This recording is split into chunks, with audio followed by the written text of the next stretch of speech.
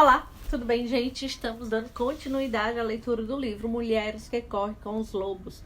Meu nome é Ivana Gomes e esse é o áudio número 67. A mãe criança e a mãe sem mãe. A mãe pata, como podemos ver, é muito simplória e ingênua. O tipo mais comum de mãe frágil é, de longe, o da mãe sem mãe. Na história, aquela que insiste tanto em ter filhotes acaba rejeitando seu filho. Existem muitos motivos para que uma mãe psíquica e ou concreta haja dessa forma. Pode ser que ela própria seja uma mulher sem mãe. Ela pode ser uma dessas mães frágeis, psiquicamente, muito jovens ou muito ingênuas. Ela pode se sentir tão deslocada sob o aspecto psíquico que se considere não merecedora até do amor do seu bebê. Ela pode ter sido tão torturada pela família e pela cultura que não se consiga imaginar digna de chegar aos pés do arquétipo da mãe radiante, que acompanha cada nova gestação. Não há como escapar. A mãe precisa receber a atenção materna para dar atenção à sua própria prole. Embora a mulher tenha um vínculo físico e espiritual inalienável com seus rebentos, no mundo instintivo da mulher selvagem, ela simplesmente não se transforma de repente numa mãe temporal completa por si mesma. Nos velhos tempos, as bênçãos do arquétipo da mulher selvagem eram normalmente transmitidas pelas mãos e palavras da mulher que auxiliava as mães mais jovens, especialmente as mulheres que estão sendo mães pela primeira vez, têm dentro de si, não uma velha experiente, mas uma mãe criança. A mãe criança pode ter qualquer idade, seja 18, seja 40, não importa. Toda nova mãe começa como mãe criança. Ela tem a idade suficiente para procriar e tem bons instintos que a orientam corretamente, mas ela precisa da atenção de uma mulher mais velha ou de várias mulheres, que basicamente lhe dê sugestões, estímulo e apoio no cuidado com os filhos. Durante muitos séculos, esse papel coube às mulheres mais velhas da tribo ou da aldeia.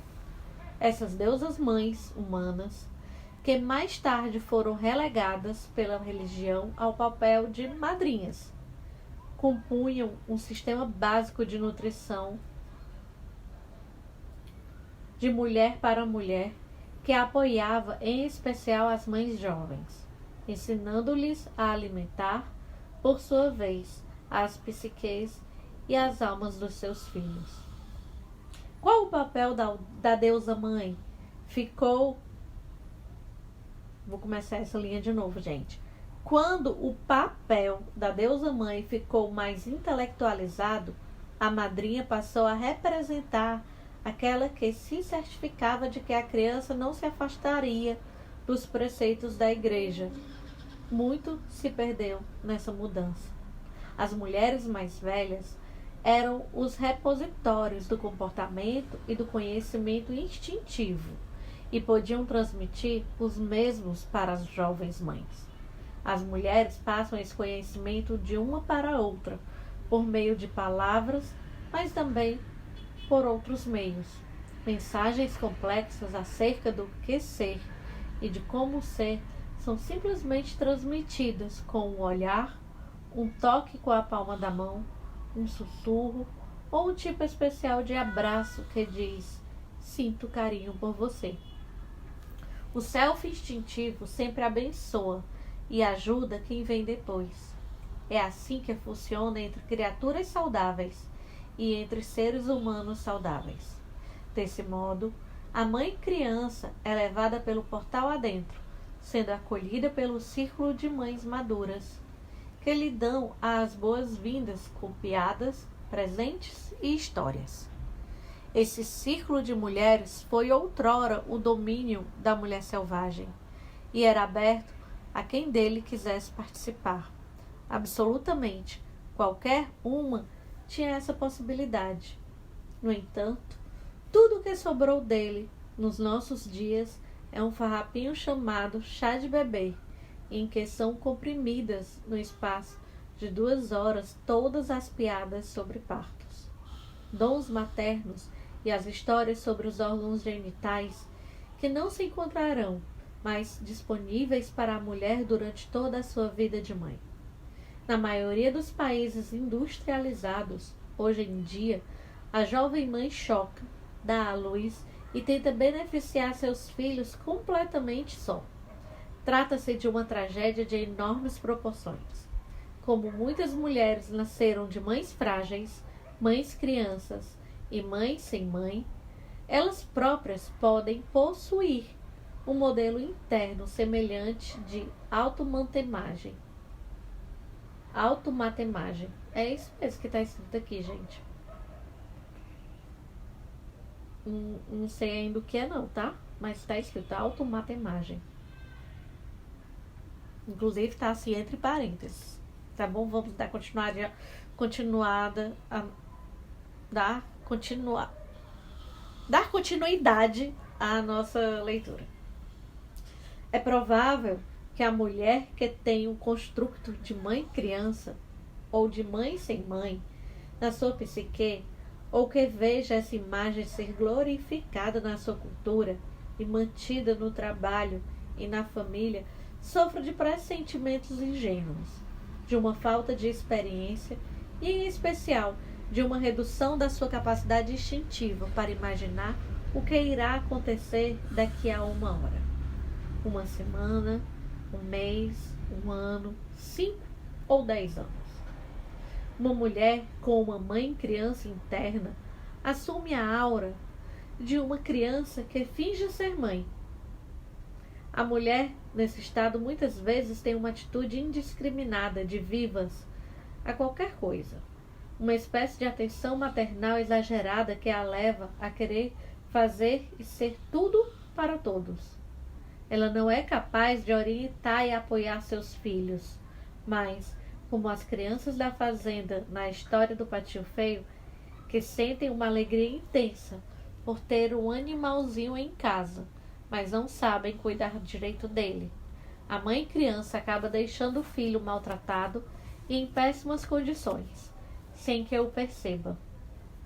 A mãe criança tortura seu filho com diversas formas de atenção destrutiva e, em alguns casos, de falta de atenção. Às vezes, a mãe frágil é ela mesma, um cisne criado no meio dos patos. Ela não conseguiu descobrir sua identidade verdadeira cedo o suficiente para ajudar sua prole. Mais tarde, quando sua filha se depara com o enorme mistério da natureza selvagem do feminino na adolescência, a mãe também se descobre em meio a crises de solidariedade e a impulsos típicos de cisne. A procura da filha por sua própria identidade pode até mesmo finalmente dar início à viagem inaugural da mãe em busca do seu self perdido. Nessa casa, portanto, entre mãe e filha, haverá 2 espíritos selvagens escondidos no porão, de mãos dadas, esperando que o chamem para cima. São essas as coisas que podem dar errado quando a mãe é isolada da sua própria natureza instintiva.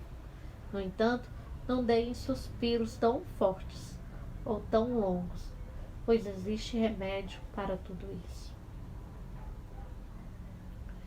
Gente, termina aqui essa parte da leitura e eu tô achando muito interessante como a autora ela vem falando, né, de cada tipo de mãe, de como acontece e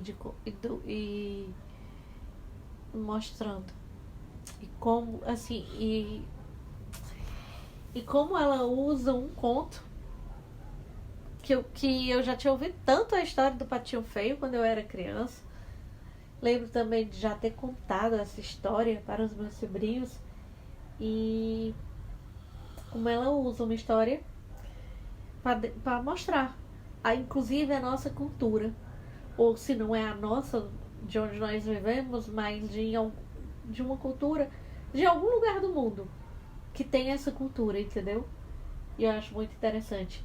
Inclusive aqui como que ela fala também a questão da necessidade de mulheres apoiarem outras mulheres, né? Que aquela mãe quando tem seu filho, ela precisar de uma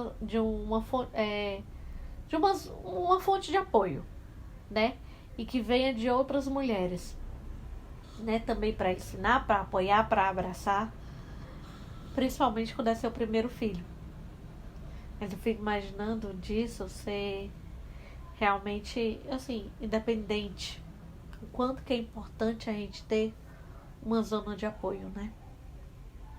Pois é, termino aqui este áudio e nos vemos no próximo áudio.